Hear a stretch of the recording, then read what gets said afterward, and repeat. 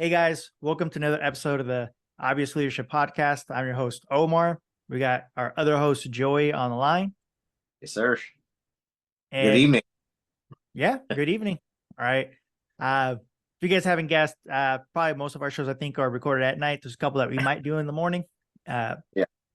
But it's one of those, right? We're here, we're going to talk obviously leadership is the main focus.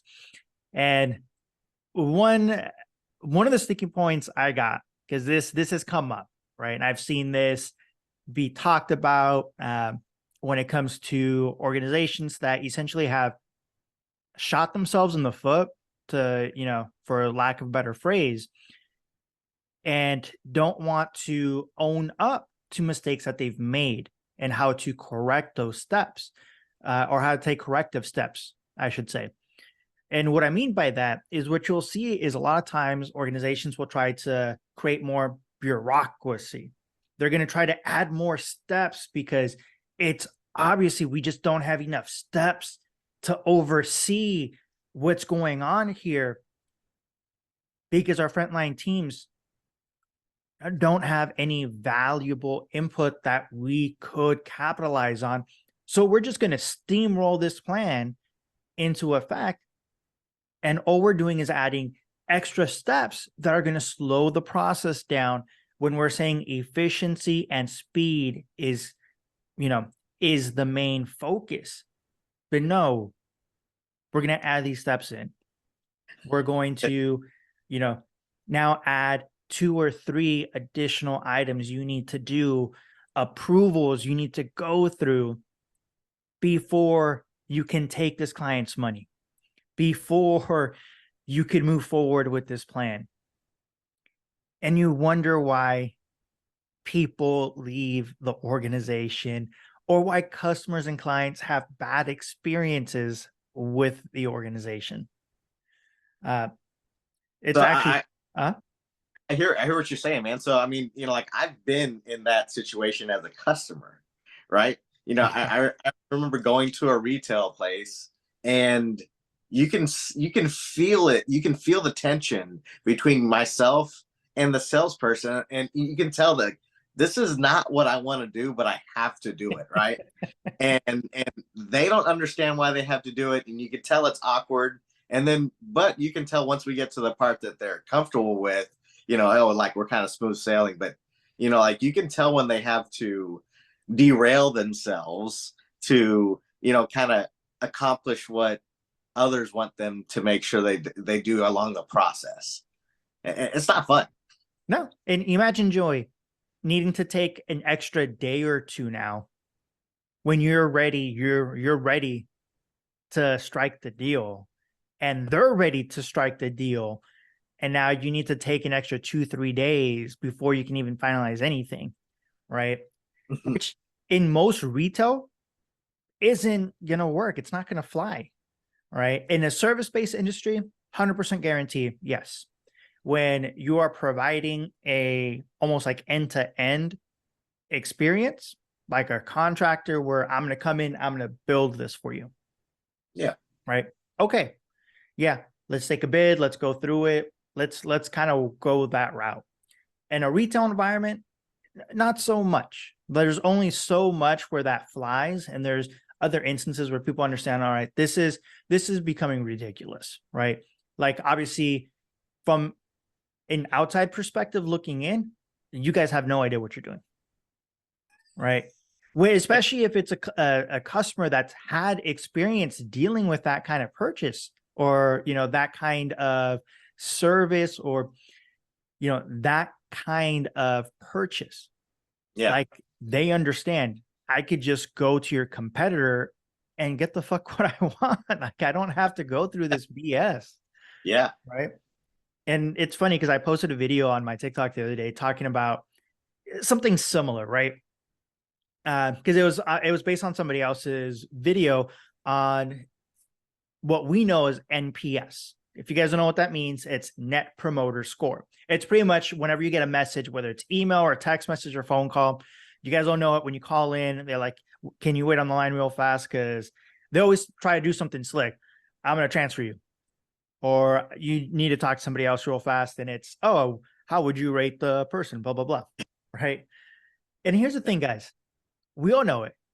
We did business with this individual, this interaction, yes, it was pleasant enough, they did a job, they did a good job, and my issue is with their employer, with their company that they're working with, not the individual. The individual did good. I understand that Right. it's their job and obviously they have to go through this and that. But if you score that NPS, if you give them a bad score, and if you've never realized this, if nobody's ever explained it to you, if you've never worked retail, unless it's a perfect score, it's a 0 or a negative. I kid you not. If it's based out of 5 stars or 10, if they don't get a 5 or a 10, right? 5 out of 5 or 10 out of 10, then they did crap. Oh, they got a 9 out of 10. They got an 8 out of 10. Oh, that's bad. They got a 7 because you think that that's average. And yeah, they did average. I'll give them a 7. I'll give them a 3 out of 5, a 7 out of 10. You just tanked them. Right. And you thought you were helping them and sending a message to the organization. All you did was tell that company, and this is the way they're going to take that. This is the way the company's going to see it, is that employee performed bad. The company did nothing wrong. Yeah. The employee did something bad. Right. Right. And that's the problem I have with those surveys. You know what I mean? Because it's not candid enough to get actual feedback from a customer, right? You know, Yeah. like and it's targeted feedback, and of course, you know, there has to be a driven result from a company, right? And that's what companies coach to, hopefully, right? But you know, just like, you know, I've discussed this before. Like I said, I was never that person to always give a perfect score, right? Because there's always something, some kind of aspect of the situation that I feel could have went better.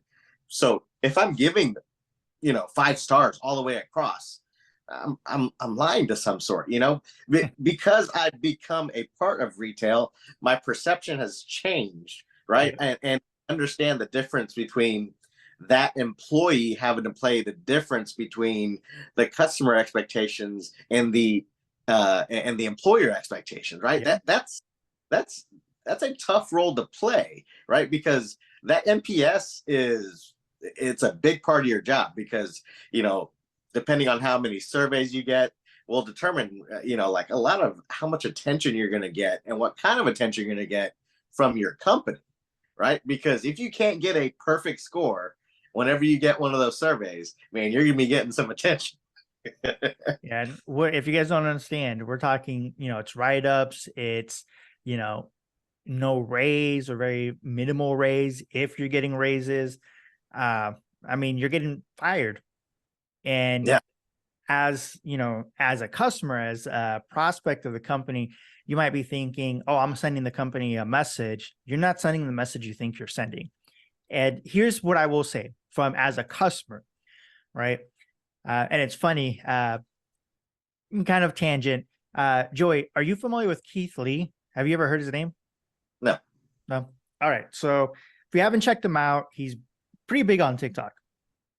And he's I'm not going to say a food critic. He's a foodie, right? Down to earth, awesome guy. If you haven't seen his videos, check him out on TikTok.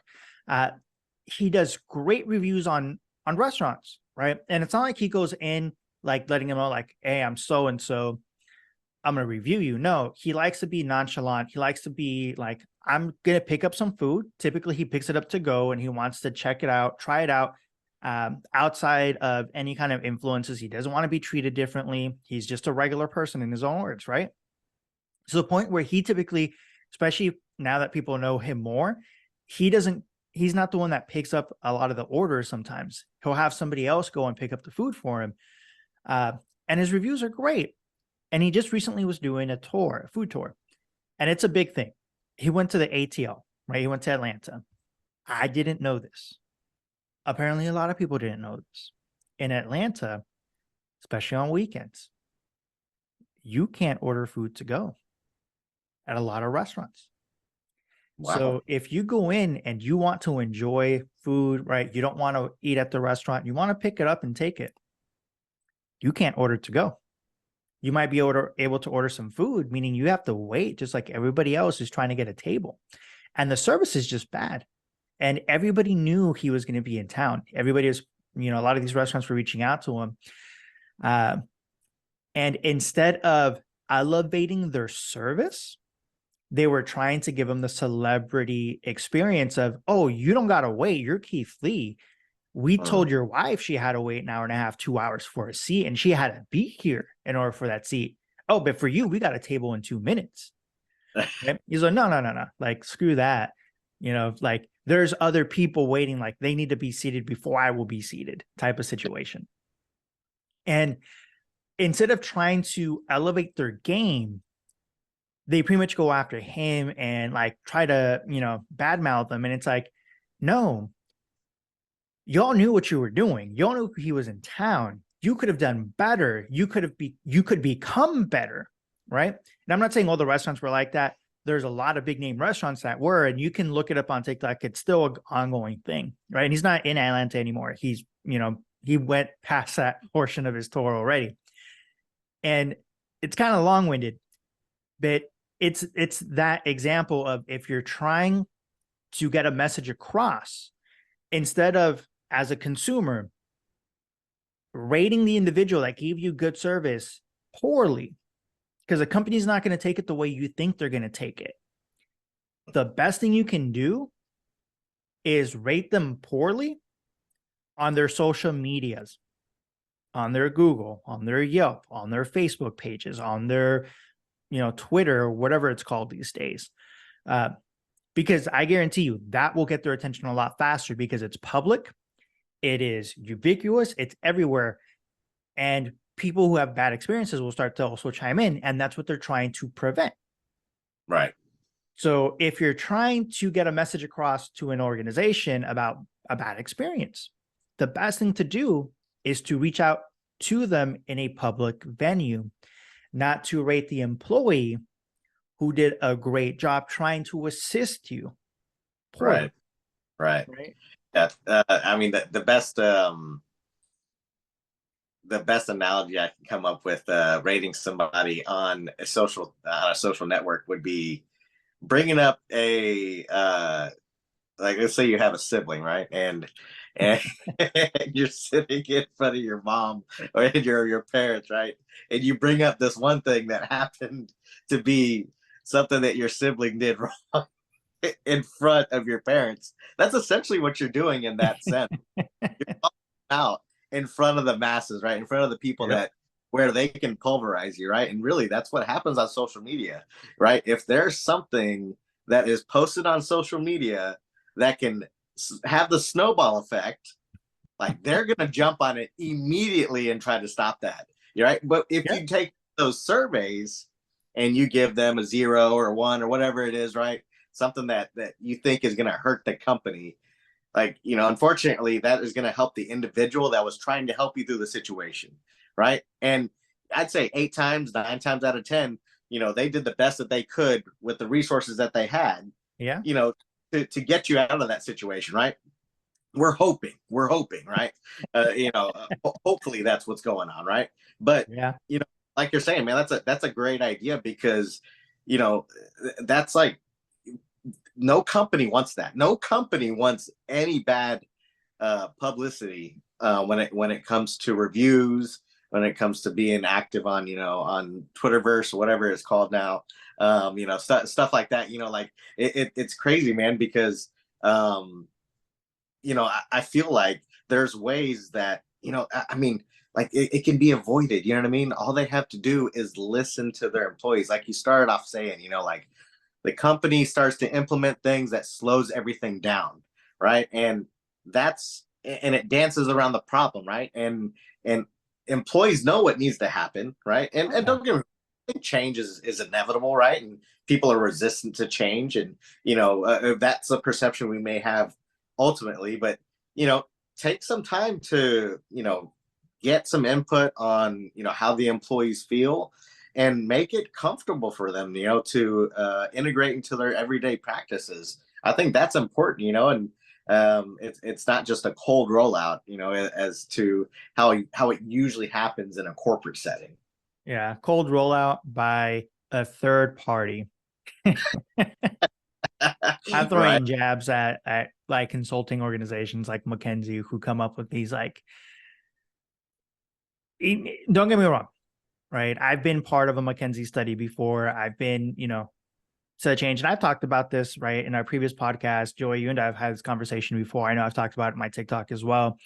That, the organization I was with at the time, it was a joint like study with another organization because we were a vendor through McKinsey. And I think the whole project was about like 5 million.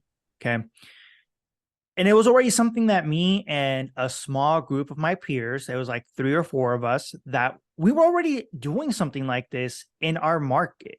And we were, trying to get it implemented with, the execs to a point, right? And before McKenzie got involved, we had, big old meeting, showcased it, talked about what we could do. And here comes McKenzie, 6-month study. And what was the end result besides, a fancy, Excel or PowerPoint and Excel spreadsheets of what the numbers told, or tell? It was going back to basics and focusing on basic training. And I was like, no shit, Sherlock. We told you this 6 months ago and $5 million less. Right. Like, you could have paid us $500,000 and we would have been happy with that result. Right. And Yeah. it was one of those where, like, and don't get me wrong, in that input, it was not you need to cut employee, you need to reduce headcount or anything like that. It was no, like, the organization was on good footing. It was growing, and it was, in order to keep up with the trajectory and ensure that you're actually going in the right direction, it's just focused on basic training. And this is the main, core that you should focus on training. And it's exactly what we had talked about. And yet you'll hear stories of McKenzie coming in saying, yeah, you guys need to slash here, slash there, slash that. Because at the end of the day, McKenzie now, because here's the thing, with that organization, privately held, not publicly traded. There is a difference, because a publicly traded company is all about the perception of numbers. Okay. For you guys that go out shopping, especially right now this is fourth quarter 2023. If you're complaining that companies just don't have enough, there's not enough employees in the stores, right? I can't find somebody to help me. It's not that nobody wants to help you. It's that literally there is nobody to help you. Right. Because companies like McKenzie have come out, because these companies decided, you know what, we need some outside assistance, we need an outside perception of what we should do to help alleviate the pain that we're going through right now and make our numbers look better for our investors come, earnings season. And it's like, okay, slash headcount, slash labor. It's like, your labor is essentially what brings in the revenue, especially in a retail experience. Okay. And not even, I'm not going to say a well-trained, labor force, at least a moderately trained labor force. And you can train properly when you have enough headcount to ensure you have people on the floor so that you can focus the training on the people that need the training. Yeah. Right. And that will go in lieu to have better net promoter scores, which means that you'll have better reviews on your social medias with, recommendations to go visit you because you're staffed, you're adequately staffed. People were able to get assistance when they walked in. They didn't feel like, oh, it was one person to like 30 people and, I couldn't find anybody else to help me, or the people that helped me had no idea I knew more than they did, type of situation. Right. Yeah. And that's my, I'm going to end my ranting there on, consulting firms like that. Because it obviously is asinine advice that you're paying a ridiculous amount of money for. Like it's just ridiculous. Yeah. And like I said, your answers often lie with your employees, right? If you're connected with your employees, with the employees that have a system of their own, and you can tap into that system and distribute that system to the rest of the employees. If it's something that is working, you don't have to bring somebody in from the outside. What you're actually is taking somebody from the front line that has a proven process, right, and redistributing that to the other people, right? And even having somebody from your front line distribute that process is even better, because that person could be a veteran that everybody knows, that everybody would love to learn from, right? And using that to your advantage. And that's really, using your workforce to your advantage, right? And making those processes grow from within organically, right?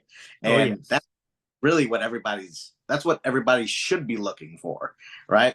But instead, like you're saying, unfortunately, it ends up being, we got to call somebody in, and you're having this somebody over your shoulder trying to tell you what to do, when the person that you're trying to tell what to do has been telling you the same message, and and it kind of belittles that person, and it takes away that drive, that commitment that they had towards your company. It kind of dwindles away if you don't listen to what they have to kind of give you, so it's important, it's important, those, I feel like those consulting firms might be needed in certain situations, but it's all about the rollout. It can't be a cold rollout, and I wish it was a little bit less apparent. You know what I mean? Yeah.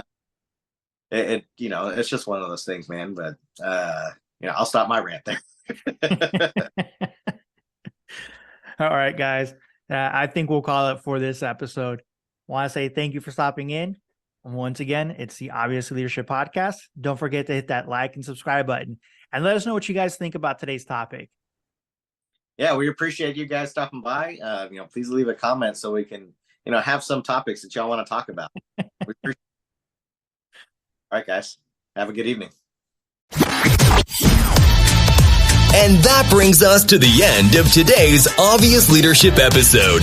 Remember, every great leader starts with one step, and you're already on your way. Small changes lead to significant impact. Until next time, keep leading with purpose, and remember that leadership is the key to unlocking extraordinary results.